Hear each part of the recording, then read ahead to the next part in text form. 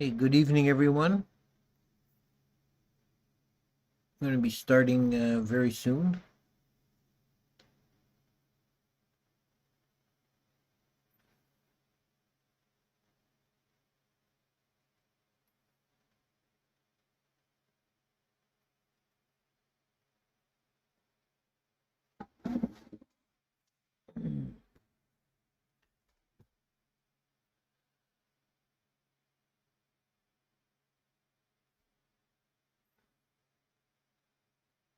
Okay, somebody checking in there, Gregory.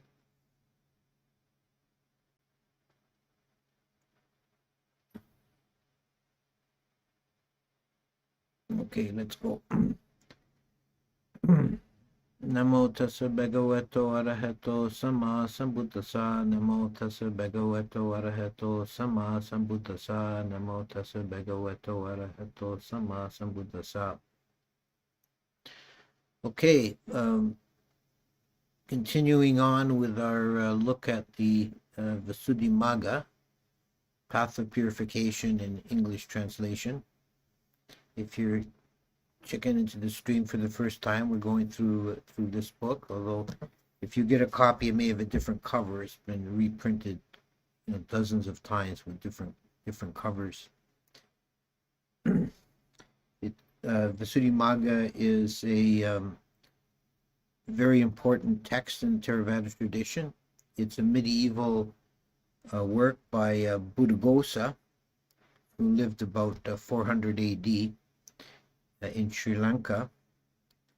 And it's both a meditation manual and a kind of encyclopedia of Buddhist teachings.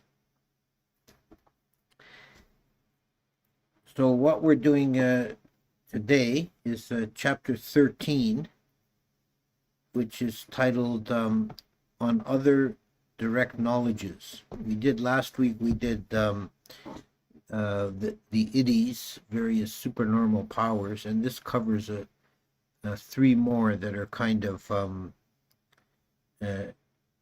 extra.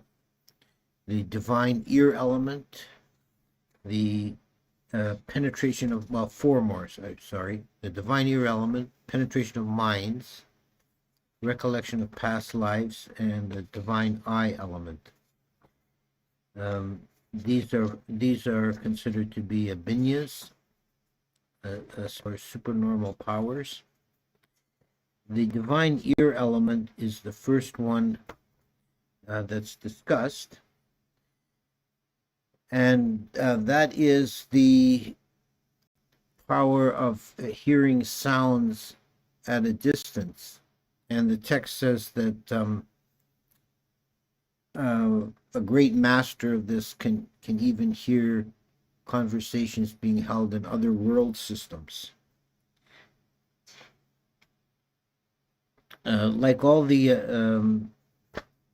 idis and abhinyas, it's developed first of all by mastering jhana, and then making a resolution to hear subtle sounds. And you begin by turning your attention to the ear consciousness and listening to ordinary sounds very closely, and trying to extend that to hear more and more subtle and more distant sounds, gradually extending it outwards.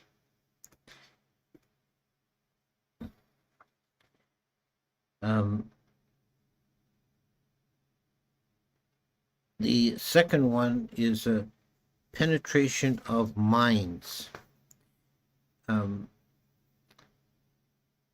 This is roughly what we would call telepathy. But in the description here, it's a bit different than what you might think. There's no mention of being able to hear or access other people's thoughts, that is, sankharas.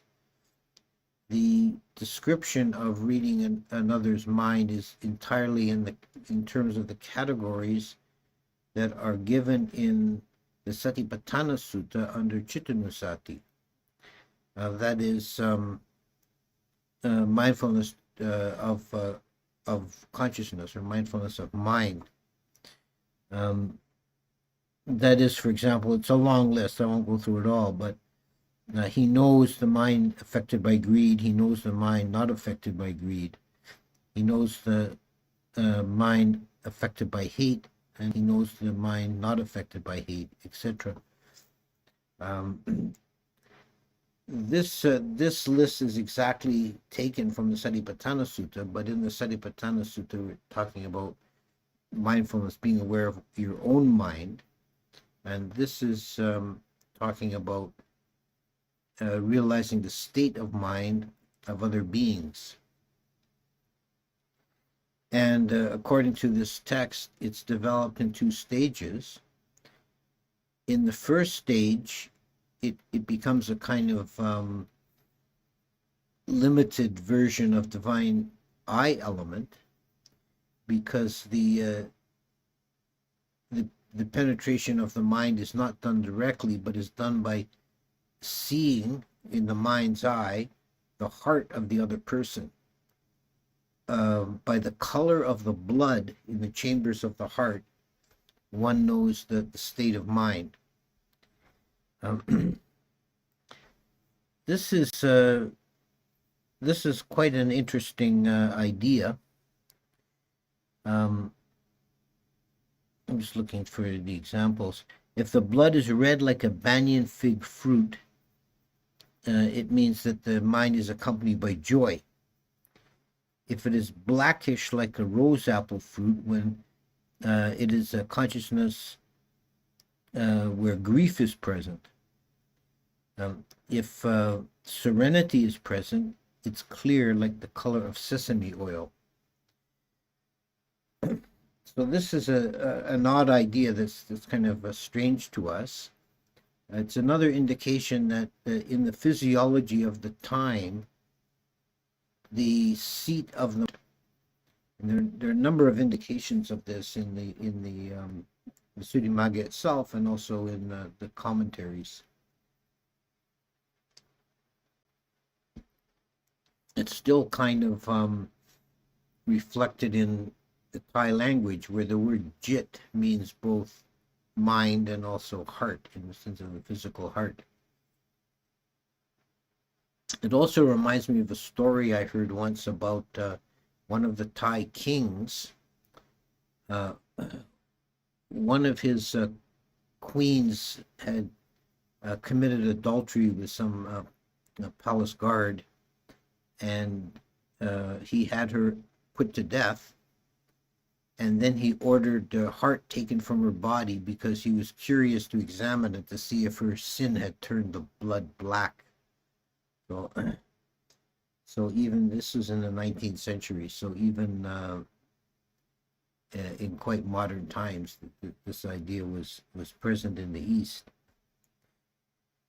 But here in this text, this is said to be the preliminary version of penetration of minds, before one can see the quality of the mind directly without reference to the heart color.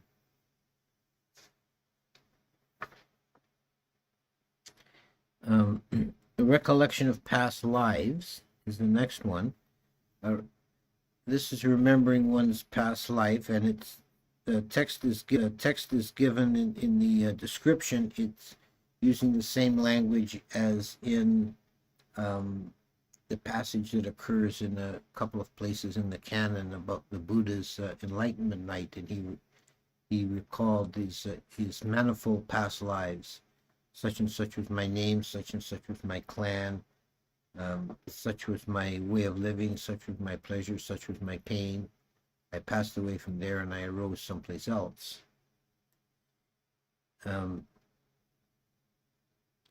it talks about how different spiritual adepts have various degrees of this. And it gives a list of in ascending order of the people who could possibly develop this. Begins with other sectarians, Other sectarians mean someone outside the Buddhist teaching, a yogi or a rishi of some other sect. Ordinary disciples, great disciples, chief disciples, Pachika Buddhas, and Buddhas, and each one can remember the past life in a increasing number. So, ordinary disciples can remember at most as far back as 100 eons. The 80 great disciples recollect as far back as 100,000 eons, etc.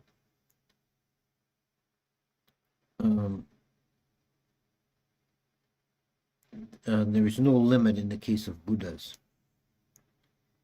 And it also says that there's a development of different degrees of remembering the connectedness of lives. Someone who has this power in a lesser degree will remember disconnected bits and pieces of past lives, whereas the Buddha could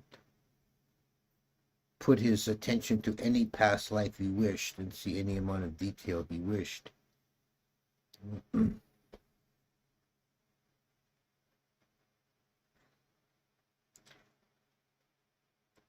And it talks about the method of developing this, which is, again, it starts with someone who has a good mastery of jhana, and one does the exercise of pushing the memory back. You begin with this single day. You recall everything you did from the present moment, working backwards to the time when you got up in the morning, and try to remember it in as great a detail as you can. And then in subsequent sessions, you keep increasing that time span. So obviously you would have to, in your mind, move more quickly through stretches of time, because you go back, a month, a year, 10 years, 20 years, and push it back all the way to your birth, and then past your birth to the death moment of the previous life, and then go back from there.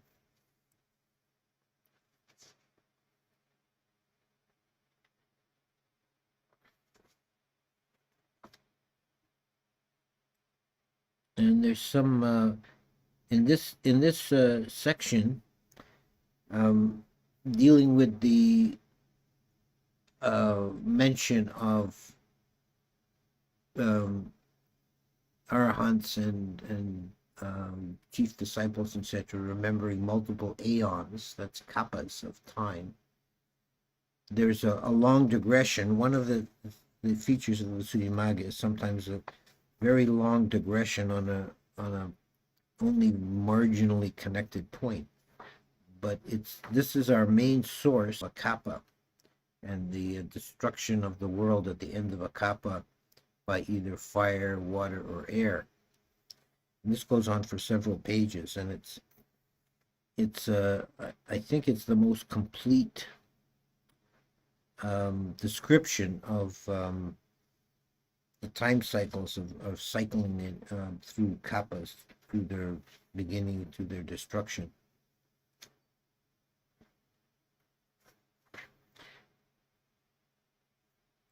So that in itself is quite interesting. This passage was a primary source I used in my book on cosmology for the chapter on destruction, the creation and destruction of world systems. And the last abhinya that's discussed is the divine eye. That's the Dibbachaku.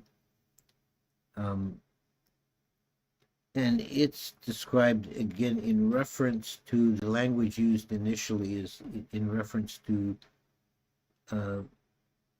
the knowledge attained by the Buddha on the second night, the second watch of the night, and his enlightenment night, when he, in the first watch, he saw his own past lives, and in the second watch, he saw beings in general rising and falling through samsara, and an understanding of karma. So this is given as an example of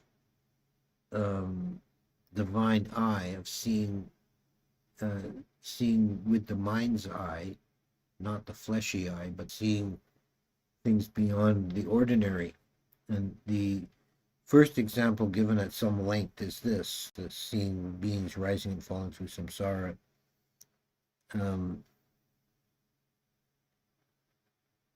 It makes an interesting comment here.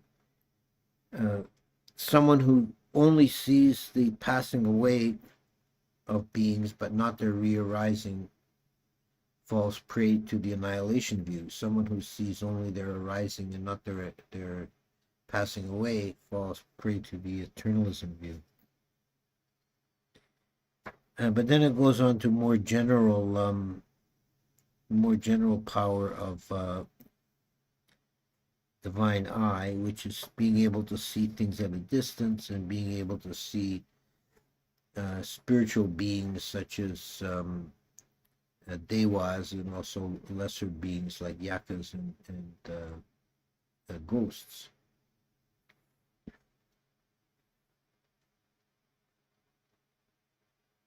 And it gives a warning that for someone who's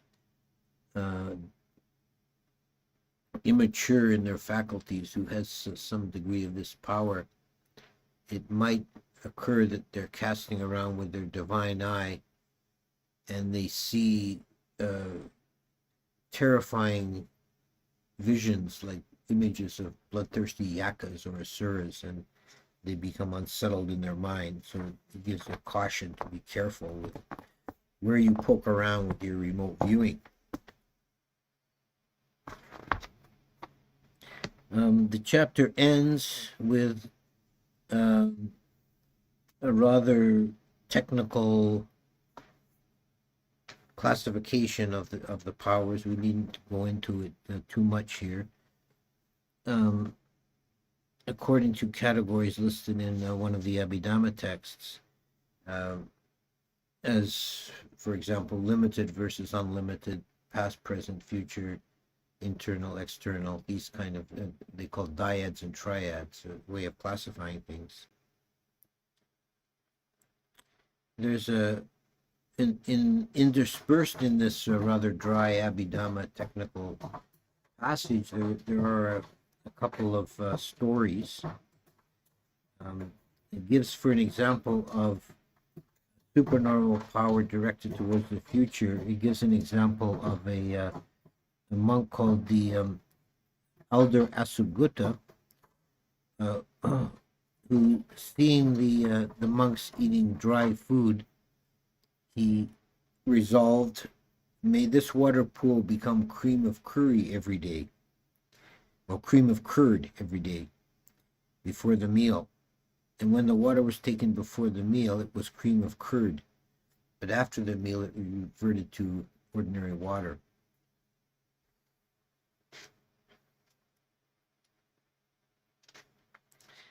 And so that's the chapter on these abhinyas.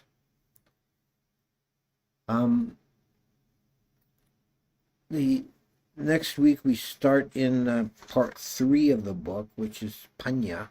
You know, this book has been, as I described in, I think, the initial lecture, it's a very highly structured book, and it's kind of nested, layered categories within.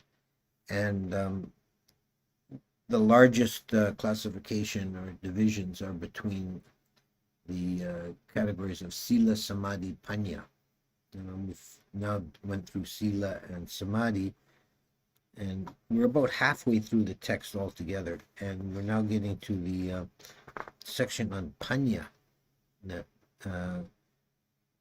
knowledge. So that the second half of the book gets a lot more technical and leans a lot more on Abhidhamma. In fact, next week's offering will be the chapter 14 on the aggregates. And this is a very important chapter.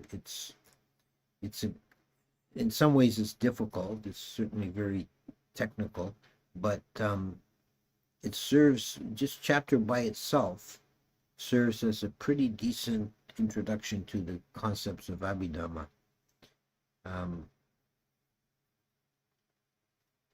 So we'll go through that next week and have a look at the chapter 14 on the aggregates.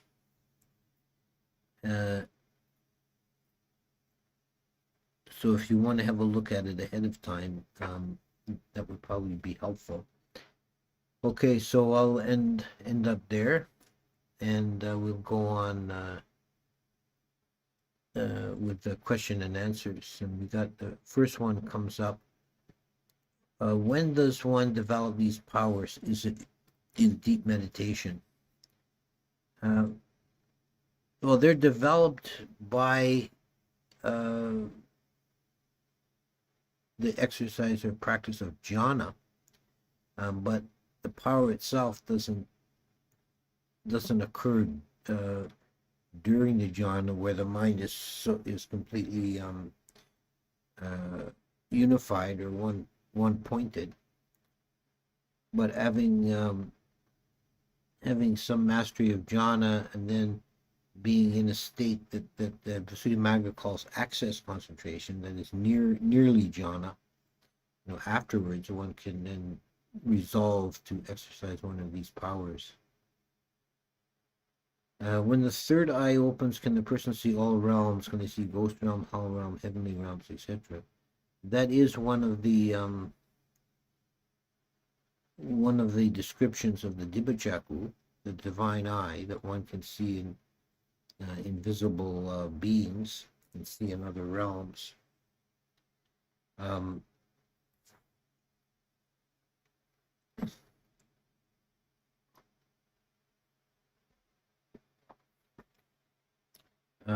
Interestingly, though, the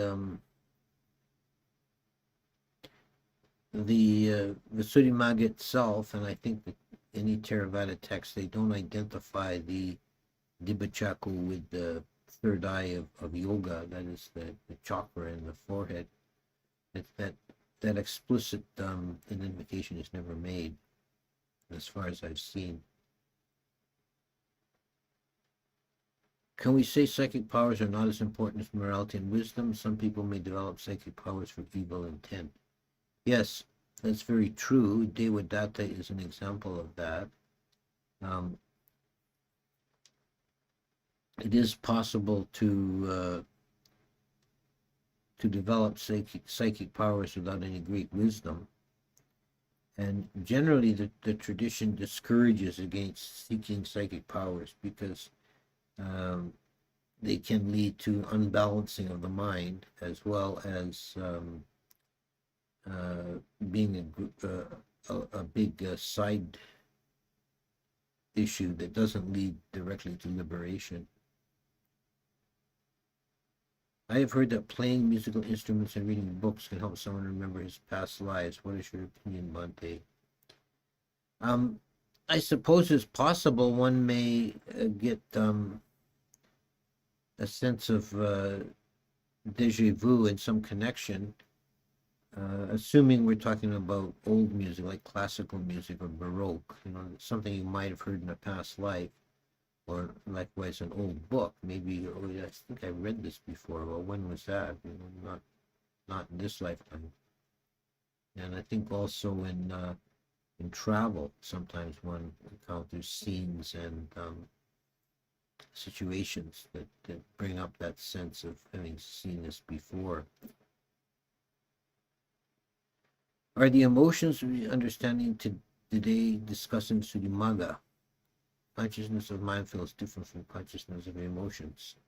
Now that's an interesting question, because it seems like the category that we call in modern language or modern psychology emotions doesn't really seem to be occur as a category in the Pali texts. I recall one time I was with some other bhikkhus in California, at the Abhayagiri monastery, and we went. Dalai Lama was giving a lecture in Los Angeles, and we went down as a group to listen to his talk. And he was speaking in Tibetan, and it was being translated. But at one point in the talk, he kept using the English word emotion. And we were curious about that afterwards. And there was someone who attached himself to our group who understood Tibetan quite well. And she told us that there, as far as she knew, there was no word in Tibetan language for emotion. And we started putting our heads together and trying to think, what's a Pali for emotion? And no one could come up with an exact word. And also one of the monks who knew Thai very well said he doesn't think there's a word in Thai that has the same exact meaning. There's words in Pali for all the specific emotions, like hate, envy, love, fear. There's specific words for all of that, but as a category, it doesn't seem to exist. So that's quite interesting. So you won't find that discussed.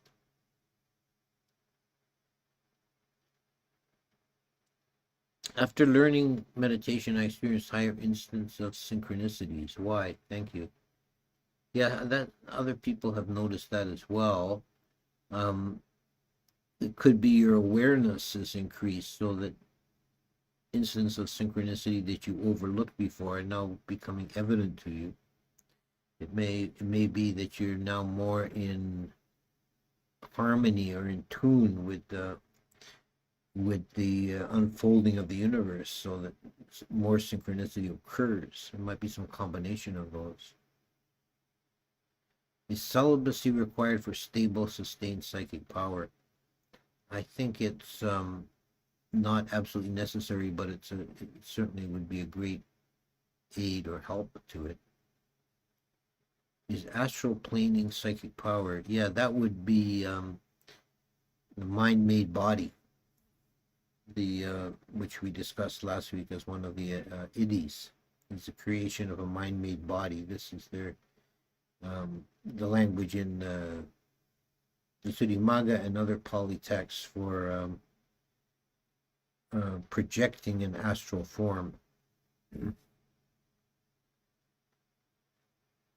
Do you think these powers are true? Have you seen any monks demonstrate these powers in your experience?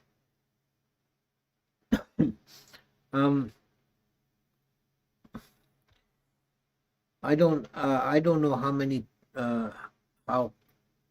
people these days have these powers. I believe that really anything is possible to the awakened mind. And as for seeing these powers demonstrated, it depends on where you really want to draw the line. Is astral planing common? Seems like many people are able to do this. It's probably one of the more common idis, yes. Hi, Ajahn. Are there any comparison for or ties between Jungian shadow integration and Buddhism? I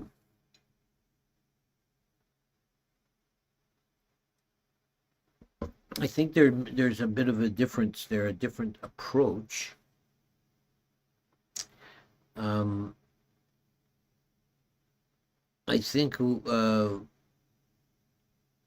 the awakened mind in Buddhism, the shadow becomes I don't want to say annihilated, but it's no longer present, because it's all light, so there's no shadow remaining. So I don't know if that is the same concept in Jungian psychology as integrating the shadow. Like I would say someone like an arahant or a Buddha would have zero shadow. There'd be no dark places in the mind. Westerners often seem to confuse or conflate emotion with feeling Vedana. Yeah, I think that's something that it needs to be explained every time we talk about Vedana, because it's translated feeling, and feeling in English common usage is often a synonym for emotion. And Vedana is much narrower than emotion. It covers the responsive Vedana would be what we call an emotion, but it's very specific. It's either pleasant or unpleasant or neutral. All these elaborations into things like love, fear, annoyance, etc. They would be sankaras built on top of the Vedana. What are the uses for astral planing? I don't know if there's any real great use for it. It's again our tradition generally discourages too much interest in psychic powers. I would suppose that it would help to, if one is practicing astral projection, it would help to undermine the identification with the body. So it might be an insight into not self. But I can't really think of any other great use for it in a spiritual sense.